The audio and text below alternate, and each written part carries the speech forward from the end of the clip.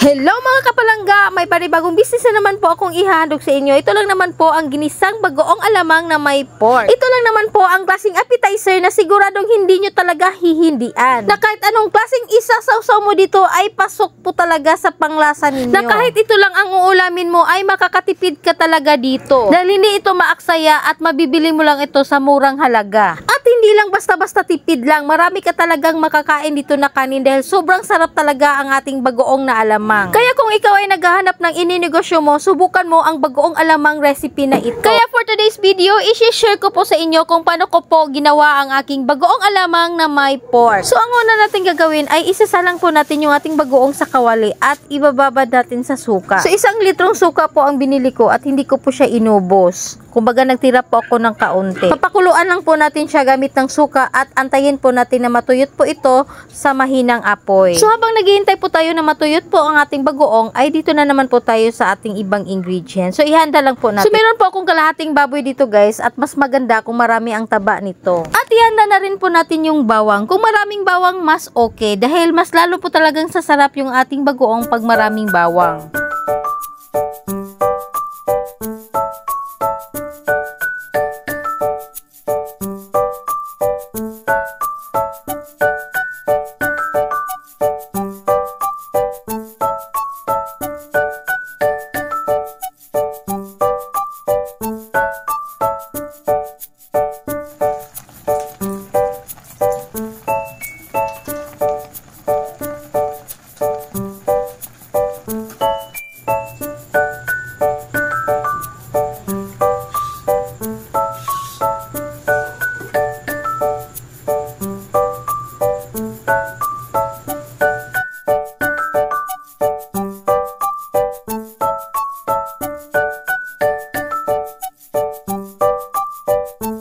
So ayan na, natuyo na siya at inalis ko na siya sa kawali. Binabad po natin siya sa suka at pinapatuyot para mabawasan po yung pagkaalat ng ating bagoong. So ito na, isasangag na po natin yung karning baboy sa kawali.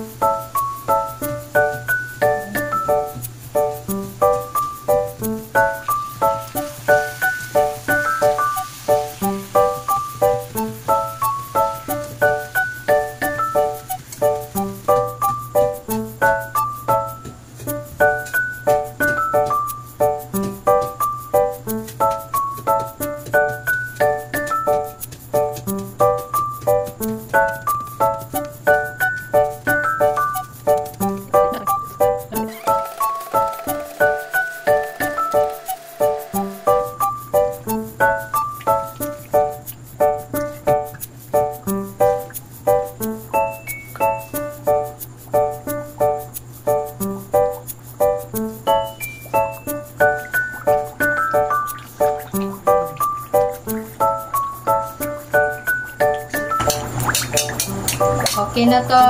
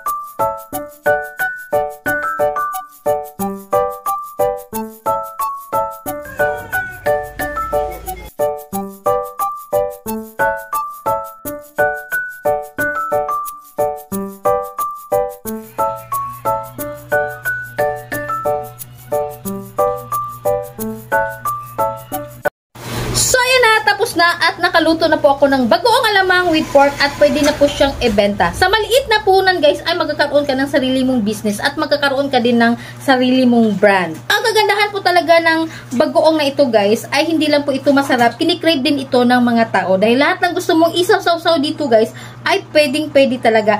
Kahit ulamin nyo pa guys, ay napakasarap talaga nito. Kaya maganda po talaga itong i-business dahil magsusustain po ito hanggang 6 months. Depende po iyon sa pag-storage ninyo. Pag hindi pa po siya naka-open, like naka-sell pa po siya, tatagal po siya hanggang 3 years. Pero magdepende po iyon sa packaging ninyo.